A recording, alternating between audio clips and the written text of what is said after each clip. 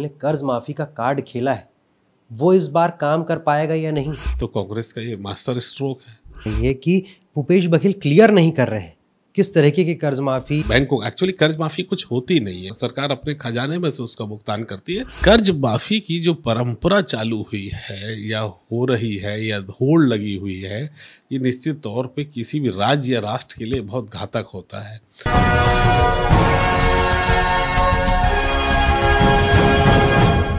छत्तीसगढ़ में कांग्रेस और भाजपा दोनों ने ही अपने 90 प्रत्याशियों के नाम की सूची जारी कर दी है। अब ऐसे में भूपेश बघेल ने चुनाव से ठीक पहले एक कार्ड खेला है, कर्ज माफी का कार्ड। फिर से वही टर्म सामने आया है, मगर इस बार बीजेपी लगातार इस तरीके का आरोप लगा रही है कि कौन सी कर्ज माफी की बात कर रहे हैं भूपेश बघेल कर्ज माफी के मुद्दे को क्लियर क्यों नहीं करते हैं जनता के सामने। इस मामले में ज़्यादा जानकारी के लिए हमारे साथ वरिष्ठ पत्रकार उदित शर्मा जी हैं, उनसे बात करते हैं। सर, क्या लगता है आपको, जो भूपेश बघेल ने कर्ज माफी का कार्ड खेला है, वो इस बार काम कर पाएगा या नहीं? क्या किसानों को इससे कांग्रेस अपनी तरफ खींच पाएगी वापस? जी, ये कर्ज माफी का निश्चित तौर पर पिछले 2018 में भी इसने काम किया था। ये उनकी लिस्ट में, घोषणा पत्र में पहले नंबर पे था।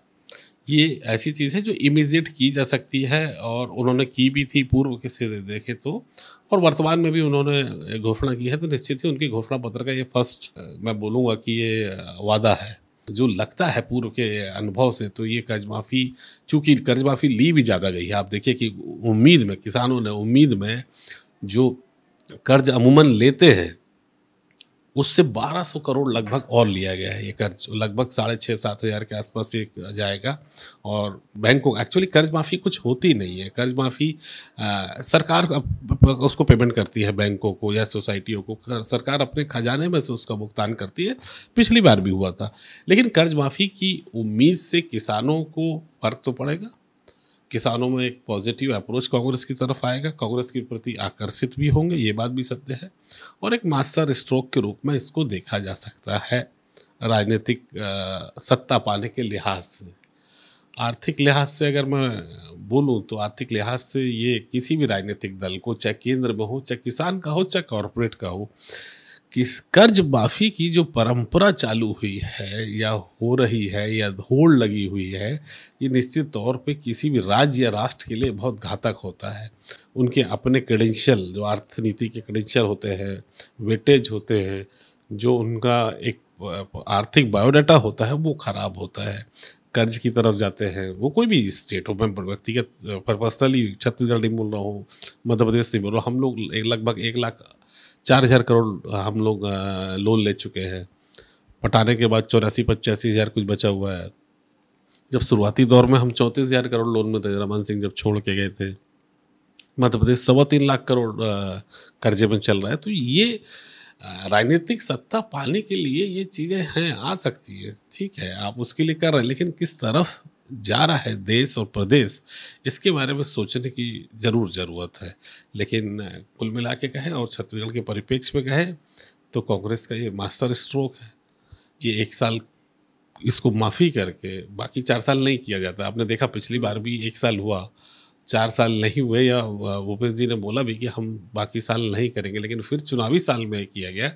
तो बड़ी चुनौती हो गई है अब भारतीय जनता पार्टी के लिए कि अब वो क्या दे रहे हैं, और उनसे आम जनता, जनमानस और किसान और बड़े की उम्मीद करने लगा है। तो ये जो होड़ लगी हुई है राजनीतिक लाभ के लिए, ये लॉन्ग टर्म में थोड़ी प्रॉब्लमेटिक है।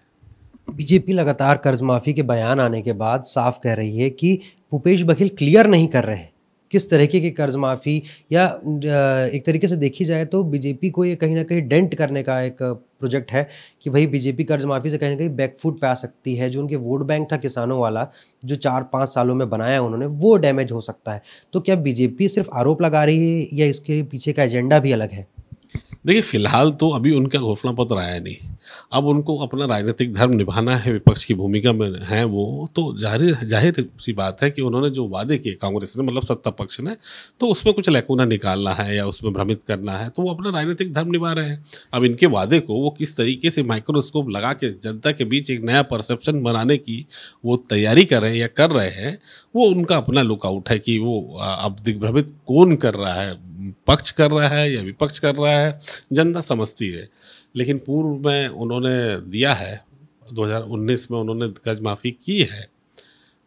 तो ज़ाहिर है कि इस बार भी वो करेंगे, तो मुझे नहीं लगता कोई मतलब भ्रमित करने वाली कोई बात नहीं है। विपक्ष इसमें अपना धर्म निभा रही है, केवल राजनीतिक धर्म जो होता है विपक्ष का, वो निभा रही है। इसमें कुछ ना कुछ बातचीत निकाल के या कुछ इस कन्फ्यूज़न की स्थिति पैदा कर रही है, वैसी स्थिति होती तो नहीं, क्योंकि कन्फ्यूज़न वाली कोई बात इसमें नज़र नहीं आती। आपने वादा किया है, आप वादा कर सकते हैं। हालाँकि कर्ज माफ़ी हमेशा कैपिंग के साथ कीजिए तो ज़्यादा अच्छा है, कोई डिस्क्लेमर के साथ कीजिए, कुछ छोटे और मंझोले किसानों के साथ कीजिए, तो वो बहुत अच्छी चीज़ें हो सकती है। और कर्ज माफ़ी किसान को, आप अल्टीमेटली आप किसान को फ़ायदा पहुंचाना चाहते हैं, तो किसान को फ़ायदा पहुंचाने के कई और तरीके हैं। सब्सिडी बढ़ा सकते हैं, उनको कृषि यंत्र में और लाभ दे सकते हैं, बीज, अच्छे बीज और वो भी कम दामों में उपलब्ध करा सकते हैं।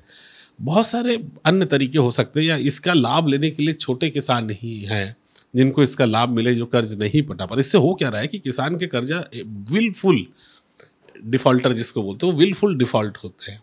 वो जान रहे हैं कि हमारा कर्ज माफ़ी होगा, तो वो जानबूझ के, जिसको 1.5 लाख की ज़रूरत है, वो 6 लाख लोन ले रहा है।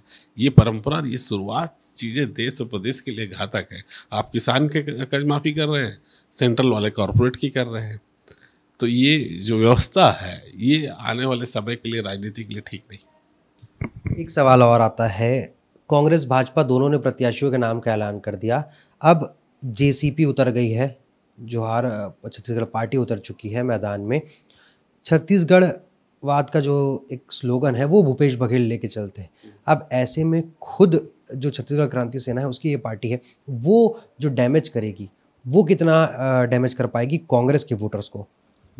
देखिए, हमेशा से थर्ड फ्रंट का छत्तीसगढ़ में 15 से 16% का स्टेक रहा है टोटल। अगर आप देखें तो दोनों ही बड़ी पार्टियां जो हैं आपस में शुरू से ही लगभग 80, 82, 83% शेयर करती हैं।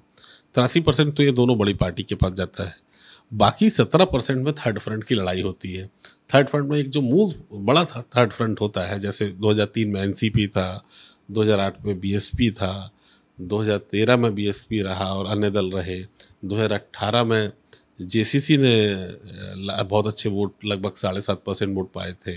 उससे पूरी कैलकुलेशन थोड़ी सी खराब हुई थी भाजपा की। इस बार भाजपा बड़ी संजीदगी से खेल रही है, वो थर्ड फ्रंट के साथ भी अच्छे तालमेल बैठा के काम कर रही है। आने वाले समय में दिखेगा। लेकिन जहाँ तक आप बात कर रहे हैं, जो क्रांति सेना की जो राजनीतिक पार्टी में जो भूमिका आ रही है इस बार, और छत्तीसगढ़ी अस्मिता की जो बात कर रहे हैं और हो रही है, वो उसके एजेंडे को लेके आप बात वो जा रहे हैं आगे। छत्तीसगढ़ अस्मिता बाहरी, तो फिलहाल ये उनका पहला चुनाव है। इस अस्मिता के साथ, इस बात के साथ केवल जो बांटने वाली बात होती है, इससे बहुत हद तक मुझे नहीं लगता कि बहुत सफलता इस पे मिल पाएगी, क्योंकि हर व्यक्ति अब थोड़ा सा पढ़ा लिखा और समझदार और समझता है।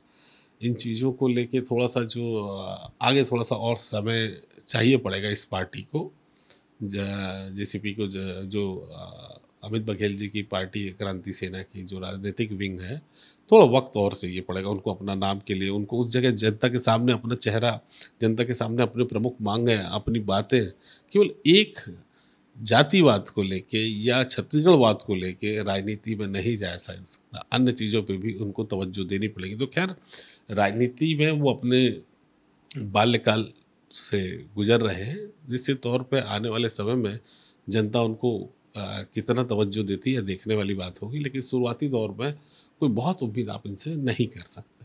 खासकर वो जैसे भी उनका वर्चस्व या उनकी बातें जो है वो मैदानी इलाकों में, पट्टों में ज़्यादा है, वो मैदानी क्षेत्र में ज़्यादा काम कर रहे हैं। अब सरगुजा या बस्तर में तो उनका अभी कोई है नहीं, वहाँ पर वो दूसरे आदिवासी हमर पार्टी जो है, वो ट्राइब्स की जो पार्टी है, उस पर काम हो रहे हैं। वो लोग अपनी भूमिका निभा रहे हैं 30 कॉन्स्टिट्यूंसी के लिए, लगभग 30 पे इनका भी फोकस है। तो देखने वाली बात होगी। लेकिन फिलहाल नहीं लगता कि ये केवल एक एजेंडे को लेके छत्तीसगढ़ियावाद या छत्तीसगढ़ अस्मिता या ये छत्तीसगढ़िया, ये बाहरी, या इस पे बात राजनीति बहुत लंबे समय तक इसमें नहीं की जा सकती। धन्यवाद सर, आपको बहुत बहुत। तो छत्तीसगढ़ में अब 7 और 17 नवंबर को मतदान है, 3 तारीख को मतपेटी खुलेगी। उस समय पता चलेगा कर्ज माफ़ी का कार्ड कितना कांग्रेस के लिए फ़ायदेमंद होता है या बीजेपी इसमें से कुछ निकाल ले जाती है। कैमरा पर्सन मनोज मानिकपुरी के साथ स्नेहिल सराफ, रायपुर।